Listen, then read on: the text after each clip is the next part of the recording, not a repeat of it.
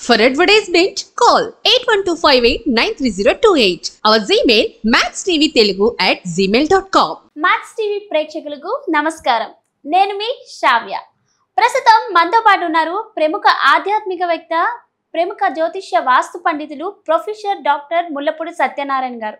మరి గురువు గారితో మాట్లాడి అనేక సందేహాలు ఏంటో ఈ రోజు వీడియోలో తెలుసుకుందాం. నమస్కారం గురువు గారు. నమస్కారం మా శ్రావ్య. ఎలా ఉన్నారు సార్? బాగున్నానమ్మా. గురుగారు, శ్రావణ మాసంలో మహాలక్ష్మి క్షేత్రాలైన మహారాష్ట్రలో కొల్హాపూర్, అలాగే తిరుపతిలో అలివేలు మంగాపురంలో అంగరంగ వైభవంగా పూజలు చేస్తారు. దాని యొక్క విశిష్టత ఏంటి అనేది ఈరోజు మీ మాటల్లో చెప్పండి గురువుగారు. శ్రావణ మాసం అనగానే మనకి మహాలక్ష్మి పూజలే మహాలక్ష్మి పూజలు. ఎక్కడ చూసినా దేవి గుళ్ళు, మహాలక్ష్మి అమ్మవారి గుళ్ళు అన్నీ కూడా లైటింగ్లు పెట్టేస్తారు. ఇక్కడ మనకి ఎక్కడ ఏ ఊర్లో అయినా సరే అసలు మొత్తం మనకి పండగలు స్టార్టింగే శ్రావణ మాసంతో స్టార్ట్ అవుతాయి. ఎంతవరకు మనకి శుక్రమూడాలు, గురుమూడాలు ఇవన్నీ వచ్చి శుభకార్యాలు దక్షిణాయనంలో ఆగిపోతాయి. ఫస్ట్ స్టార్టింగ్ దక్షిణాయనం స్టార్టింగ్ నుంచి మనకి మహాలక్ష్మి స్టార్ట్ అవుతుంది. తర్వాత భాద్రపద మాసం వినాయక చవితులు చేస్తాం. తర్వాత ఆశ్వేజ మాసం మనం దేవి అమ్మవారు దుర్గలకి చేస్తాం, దుర్గా పార్వతీల శక్తులకి.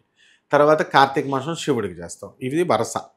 ఇందులో లక్ష్మీదేవి ఏంటంటే మహాలక్ష్మి క్రియాశక్తి కాబట్టి, డబ్బులకు అధిపతి కాబట్టి, అందరికీ ఇష్టమైనది డబ్బులే కాబట్టి నువ్వు ఎక్కడ ఏ ఇల్లు చూడు ప్రతి ఇల్లు శ్రావణ మాసం చేస్తారు. అందరూ కొత్త కొత్త బట్టలతో లేకపోతే ఉన్న బట్టలతోనే మంచి నీట్గా శుభ్రంగా బొట్లు పెట్టుకొని చక్కగా కాళ్ళకు పసుపు రాసుకుని ఆడవాళ్ళంతా కూడా బ్రహ్మాండంగా కనబడుతుందన్నమాట. అయితే మహాలక్ష్మి అమ్మవారి క్షేత్రాలు మెయిన్గా చాలా ప్రతి చోట అమ్మవారిలో గుళ్ళు ఉంటాయి, కానీ 2 ఉన్నాయి నువ్వు అడిగినవి. మొట్టమొదటిది మహాలక్ష్మి క్షేత్రం, స్వయంభూ టెంపుల్ అయినటువంటి కొల్హాపూర్ మహాలక్ష్మి తల్లి. అక్కడ ఆదిశక్తి పీఠం. మనకి సతీదేవి చనిపోయిన తర్వాత విష్ణుమూర్తి ఆదిశక్తిని శవాన్ని ఖండఖండాలుగా ఖండించినప్పుడు శివుడు దాన్ని భుజం మీద వేసుకొని బాధపడుతుంటే అప్పుడు ఆ కొల్హాపూర్లో ఒక భాగం పడుతుంది. ఆమె మహాలక్ష్మి అమ్మవారిగా వెలిసింది. దీన్ని బట్టి మనకు అర్థమయ్యేది ఏమిటి?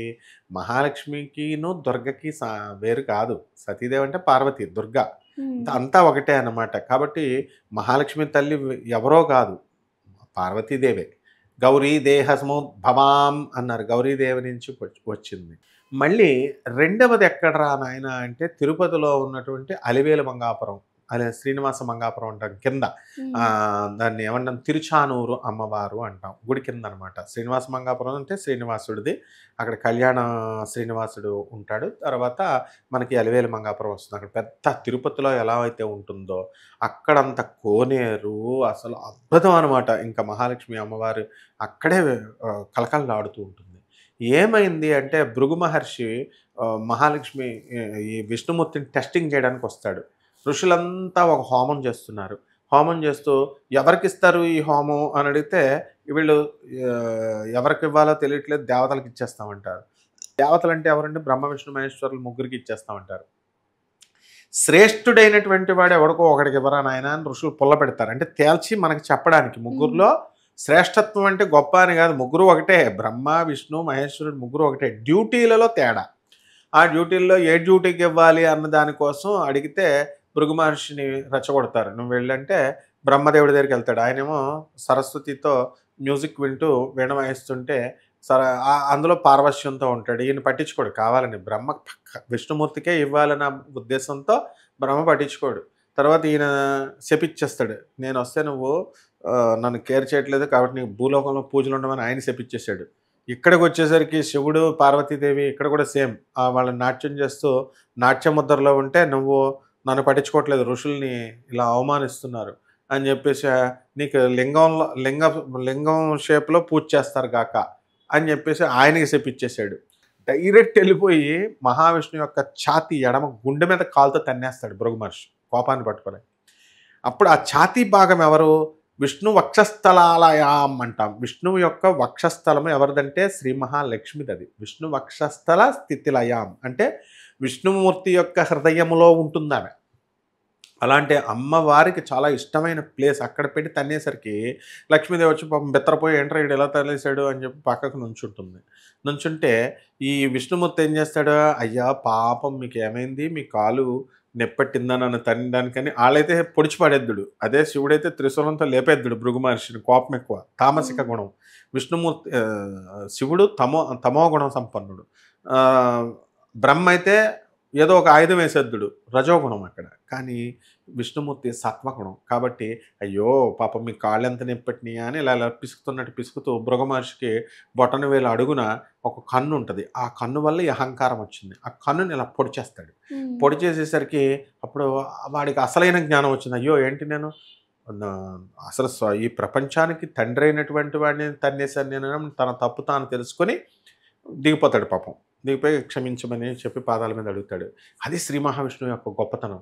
కానీ ఇక్కడ లక్ష్మీదేవి ఏం చేస్తుంది, ఏమిటి వీడు మహావిష్ణువుని అనమాట, ఇక్కడ తంతే వాడిని శపించిపడేయక నువ్వు వాడి కాళ్ళు పిసుకుతున్నాడు, ఈయన నన్ను హర్ట్ చేశాడని చెప్పేసి నేను వదిలేస్తున్నానని చెప్పేసి ఆమె వెళ్ళిపోద్ది అనమాట.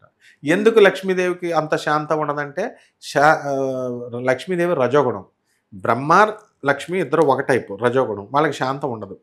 సరస్వతి శివుడు వాళ్ళ తమో గుణం, వాళ్ళకే ఉండదు.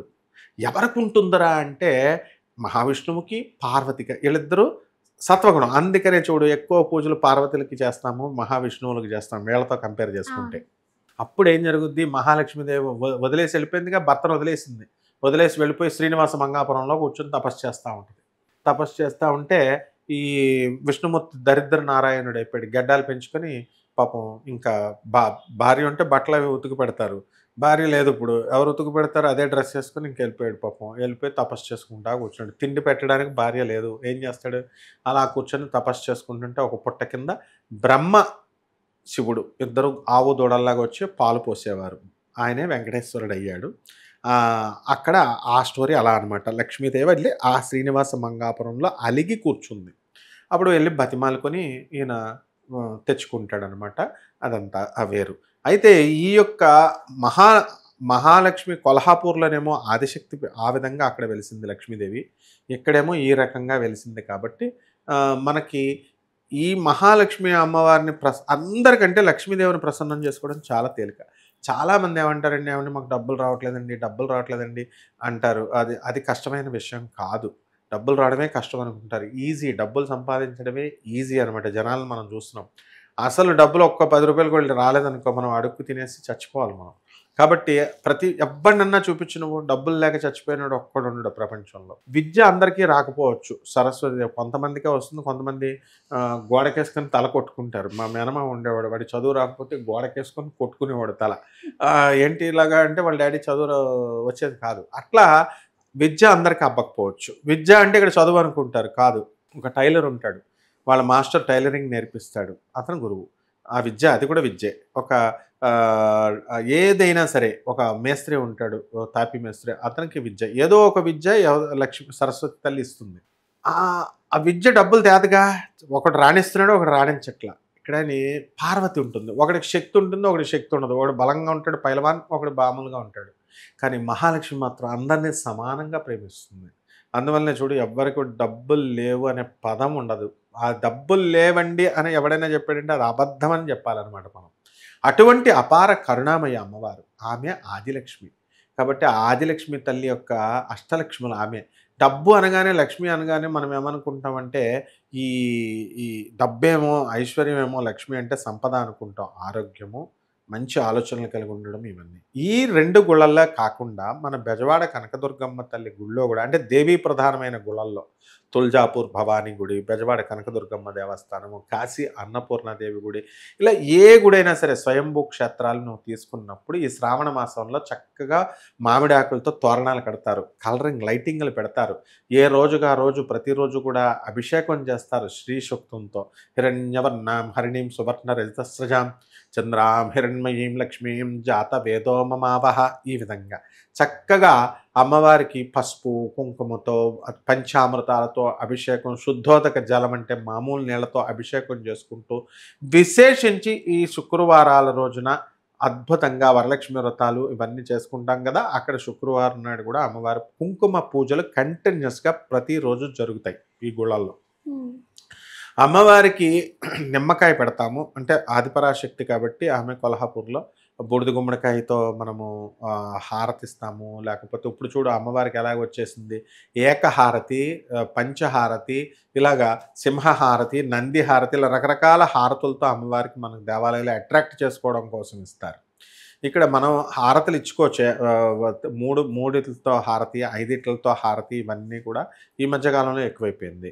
కాబట్టి అక్కడ ప్రసాదం అద్భుతంగా ఉంటుందన్నమాట. తిరుపతి వెంకటేశ్వర స్వామి వారి ప్రసాదం కంటే కూడా తిరుచానూరు అమ్మవారి గుళ్ళో ప్రసాదం చాలా బాగుంటుంది. ఎందుకంటే అమ్మ పెట్టే ప్రసాదం, అమ్మకు పెట్టిన తిండి గొప్పది తండ్రి కంటే కూడా.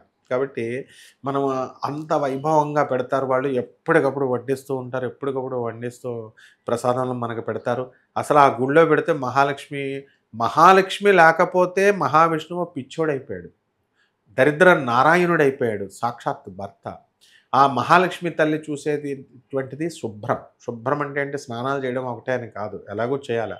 ఆ శుభ్రం అంటే అర్థం సభ్యమైనటువంటి ఆలోచనలు, మంచి ఆలోచనలు, కలి ఎంటర్ కాకుండా ఉండేది. కలి ఏం చేస్తాడంటే ఎవరికైనా సరే మహాలక్ష్మి ఉన్న చోట కలి ఎంటర్ కాలేడు. మహాలక్ష్మి తల్లి కృప తప్పిందా కలి ఎంటర్ అయిపోతాడు. అందుకే పరీక్షిత్ మహారాజుగా ఉన్నంతసేపు కూడా కలి పరీక్షిత్ దగ్గరికి ఎంటర్ కాలేకపోయాడు. ధర్మరాజు మనవడు ఆయన. ధర్మరాజు ఉండగా కలికి ఛాన్స్ దొరకలా. అందుకని ఎప్పుడు కూడా కిరీటం పెట్టుకోలే పరీక్షిత్ మహారాజు. ఎప్పుడైతే కిరీటం పెట్టుకున్నాడో వెంటనే ఎంటర్ అయిపోయాడు అనమాట. అంటే ఈ మహాలక్ష్మి అంశ వల్ల మనకి ఎప్పుడైతే అనుగ్రహం వల్ల మనకి డబ్బులు వస్తాయో, పదవులు వస్తాయో, సంపదలు వస్తాయో, బిల్డింగ్లు వస్తాయో, అప్పుడు ఆటోమేటిక్గా ఎటువంటి వాడికైనా సరే అహంకారం వస్తుంది. అదే కలి ఎంటర్ అయిపోతాడు అనమాట. అమ్మవారి యొక్క పాదసేవ మహాలక్ష్మికి శ్రావణ మాసం ఎందుకు చెయ్యాలి అంటే కలినికి ఛాన్స్ ఇవ్వకుండా, ఎంటర్ కానివ్వకుండా ఇవ్వడం కోసం.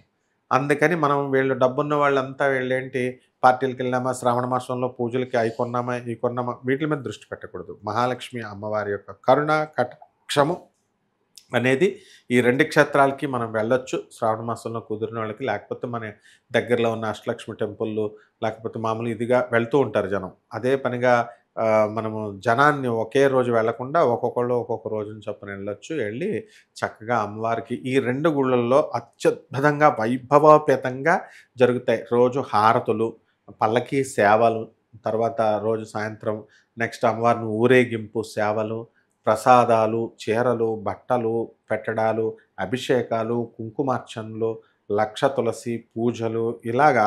ఇది మారేడాకుతో కూడా మహాలక్ష్మికి చాలా ఇష్టం. మారేడాకు సాక్షాత్ మహాలక్ష్మి రూపం అన్నమాట.